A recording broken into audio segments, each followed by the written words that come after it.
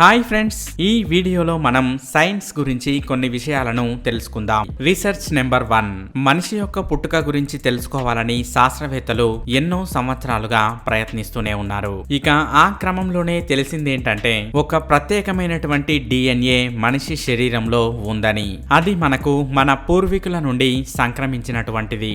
ఇంకా దీనిపై శాస్త్రవేత్తలు ఏం చెబుతారంటే మనిషి యొక్క DNA అనేది 6% కంటే తక్కువ నియాండర్తల్ మరియు హోమోసెపియన్స్ యొక్క DNA-తో కలుస్తుందని. కానీ మనిషి DNA అధిక శాతం కొన్ని తెలియని జాతులతో కలుస్తుంది. కానీ అది ఏంటో ఇప్పటి వరకు ఎవరికీ తెలియదు. దీని గురించే రీసెర్చ్ అనేది కూడా నడుస్తూ ఉంది. కాబట్టి ఎప్పుడో ఒకప్పుడు మనమంతా దీని గురించి తెలుసుకోవచ్చు. ఆ క్రమంలో మనిషి ఎక్కడి నుండి వచ్చాడు అనేది తెలుస్తుంది. అలా మనిషి ఒక జంతువు నుండి వచ్చాడా లేదా ఒక తెలియని జాతి నుండి వచ్చాడా అనేది స్పష్టమవుతుంది.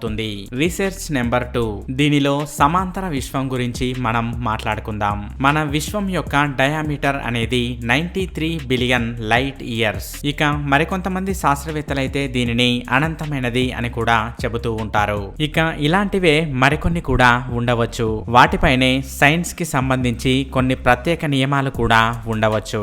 ఇక దానిని తెలుసుకోవడానికే 2016వ సంవత్సరం నుండి శాస్త్రవేత్తలు ప్రయోగం చేస్తున్నారు. ఈ క్రమంలోనే వారు అంటార్కిటికాలో రీసెర్చ్ కూడా చేశారు. అక్కడ వారు అధిక శక్తి కణాలను కనుగొన్నారు. అవే న్యూట్రినోస్. సాధారణంగా ఇవి డీప్ స్పేస్ నుండి భూమి మీదకు వస్తూ ఉంటాయి. కానీ ఇక్కడ కనుగొనబడినవి మాత్రం డీప్ స్పేస్ నుండి వచ్చినవి కావు. అవి మన భూమి నుండి వచ్చినవే. అలాగని అంటార్కిటికాలో కానీ లేదా మన భూమిపై కానీ దానికి సంబంధించిన ఎటువంటి సోర్స్ అనేది లేదు.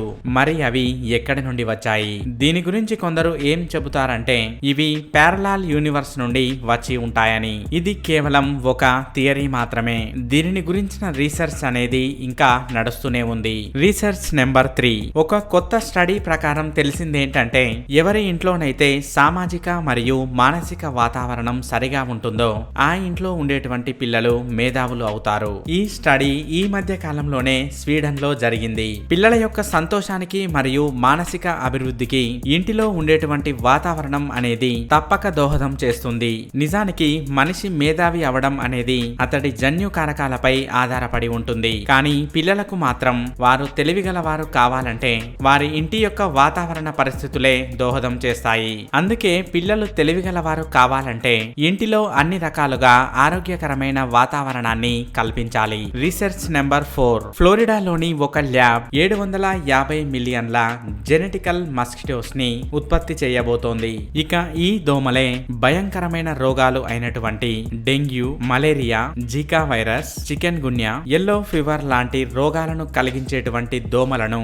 తక్కువ చేసేందుకు ఎంతగానో ఉపయోగపడతాయి. ఇక ఇలా చేయడానికి ఫ్లోరిడా ల్యాబ్ వారికి అప్రూవల్ కూడా లభించింది. ఇక ఈ దోమలకు శాస్త్రవేత్తలు పెట్టినటువంటి పేరే OX5034. ఇక ఈ దోమలే రోగాలను వ్యాప్తి చెందించేటువంటి ఆడదోమలతో కలిసి వాటి యొక్క సంఖ్య పెరగనీయకుండా చేస్తూ ఉంటాయి. Research number 5. మనుషులు ఎక్కువగా నడవకుండా ఎప్పుడు చూసినా కూడా ఒకే దగ్గర కూర్చొని ఉంటారో వారికి దాని యొక్క ప్రభావం అనేది వారి బ్రెయిన్ పై పడుతుంది. శాస్త్రవేత్తల ప్రకారం కాళ్ళలోని కొన్ని కండరాలు మెదడుతో అనుసంధానం చేయబడి ఉంటాయి. ఇక బ్రెయిన్ లో ఉన్నటువంటి న్యూరాన్స్ వృద్ధి చెందాలంటే కాళ్ళు యాక్టివ్ అవ్వాల్సిందే. అలా కాకుండా కాళ్ళ యొక్క కదలిక అనేది తక్కువగా ఉన్నట్లయితే బ్రెయిన్ లో న్యూరాన్స్ పుట్టడం అనేది తక్కువ అవుతుంది. దానివల్ల బ్రెయిన్ అనేది కొద్దిగా బలహీనమవుతూ ఉంటుంది. అందుకే వీలైనంత వరకు నడుస్తూ ఉండడం అనేది ఆరోగ్యానికి